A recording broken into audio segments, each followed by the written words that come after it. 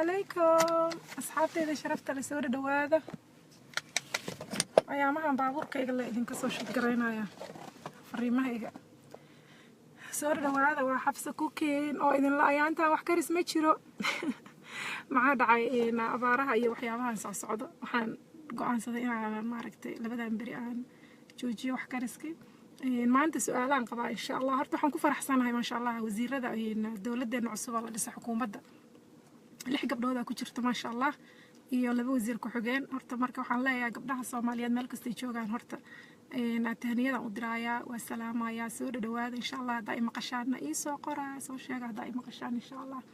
marka gabdhaha Soomaaliyeed alxamdulillah dawladdu waa aragtay yani Soomaalidu waa aragtay inaan looga maarmeynin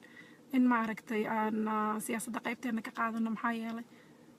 la ogyahay gabdhaha Soomaaliya wax qabadkooda waa la ogyahay waxay galaan waxay gudaan waa la ogyahay ma sha Allah waxaan ka rajeynayaa insha Allah hawsha loo dhiibay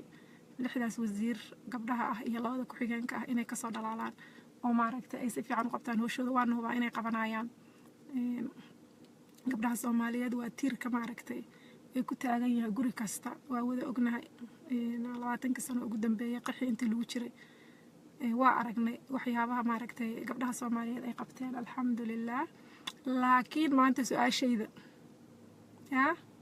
su'aashayda horta dad badan waxaan rabaa inaan dhaho dad badan waxay soo qoreen xabsa siyaasadda maxaa dhacay siyaasadda waddanka naga maqan aniga reer siyaasad ma ihi siyaasadda ma jeceli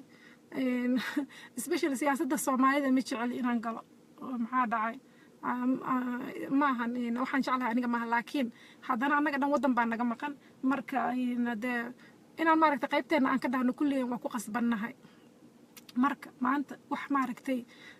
awilwal yar igu haaya aan rabaa inaan ka hadlo sababta aan ciwaankayga uga soo dhigay Daahir Cali Sow iyo su'aalaha aan u qabo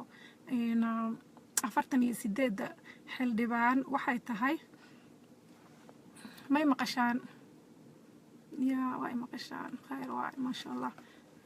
like ay ku soo dadaal haday maqashaan si aan idin arko su'aashayda sababta aan saas uga soo dhigay waxay tahay 48 xildhibaan wasiir laga dhigay mar horta waa ku farxay alxamdulillah mooshinka iyo dhibka badan ay naga daynayaan oo taas waa mid waa garan karnaa kulligeenba dawladihii hore maanta oo dhan mooshin iyo waxa socdo maaragtay madaxweynaha markaas meesha jooga in la lugooyo oo horta taasay naga daynayaan aniga siyaasadda saas maaragtay uma sii raraaco laakiin waa maqli jiray Soomaha ama waa dhageysanaysaa ama wixii Soomaaliya tahay waddan baa ka maqan marka horta taas mar waa ku farxay marna waxaa ma laba mishaar naga rabaan marka fariintan sababta aan maaragtay aan uga soo dhigay Daahir Cali Sow ma sha Allah waa dhageystaa dadka Soomaaliya sheekadooda ma sha Allah ku dhaadheer waay marka si fiican maadaama aan u dhageysto waxaan rabaa inaan weydiiyo asaga iyo maaragtay raggaas wasiirada laga dhigay oo maaragtay baarlamaankana ku jira saaxiibayaal oo laba maaragtay mishaar baa nooga fadhisaan ma waxa nooga fadhisan laba mishaar markaas waddankan hadeertan waa baaba'san yahay runta in la isku sheego waay sababta maaragtay maanta inaan u soo hadlo igu maaragtay dhiirigelisana waa taas haddii de laba mishaar u fadhisaan oo mishaarkii xildhibaannimada iyo mishaarkii wasiirnimadaba u fadhisaan waa big problem dhibaato weyn aan haysato markaas marka mid ma ka tanasuli kartaan waay mid ma ka tanasuli kartaan oo mid ma iska dayn kartaan xaalku waase Daahir Cali Sow aan maaragtay aan fariintaas rabaa inaa gaarsiisaan asaga mindha jawaab nooga hayo su'aalo badan oo jawaab naga siiya mar kasta waxyaabo badan oo madaxeena ku jira oo jawaab naga siiya marka insha Allah waxaan rabaa arintaas hadii ay maaragtay in walaalahan wasiirada laga dhigo xildhibaanadana ah ay u fadhiyaan in maaragtay laba mishaar ay qaataan kolba aniga xabs ahaan macquul ilama waana qaldami karaa yani waa qaldanaan karaa opinionkayga le waaye in maxaa yeelay mar waa ogtihiin in ciidamo maaragtay waddankeena u leeyahay aan dhisano in maaragtay dadka Afrikaanka oo meesha noo fadhiyo ay iska baxaan maaragtay beelahooda iska aadaan waddankeena in la dhiso hadii la rabo laba mishaar inay qaataan ma soconayso because ciidamada u baahan sama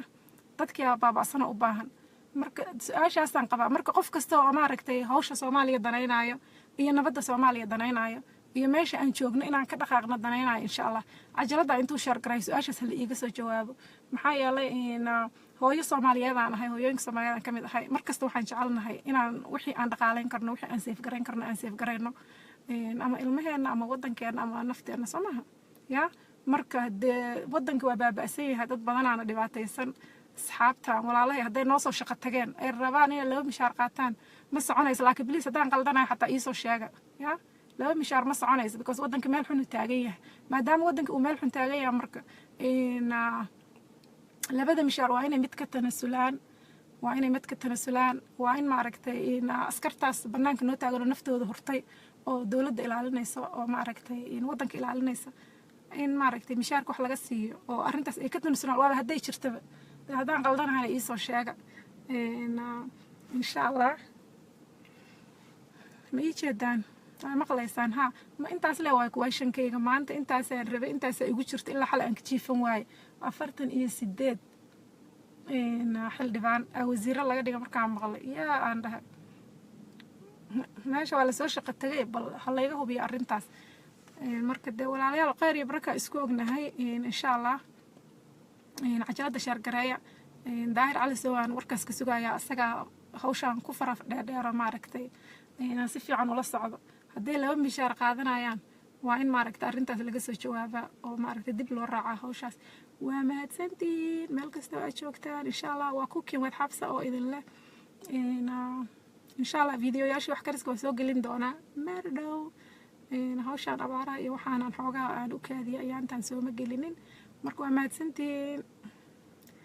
maasijadiinana waa ka soo jawaabi doonaa laakiin arrintaas iga soo hubiyo walaalayaal arrintaas ha layga soo hubiyo khayr iyo barako assalaamu calaykum love you guys bye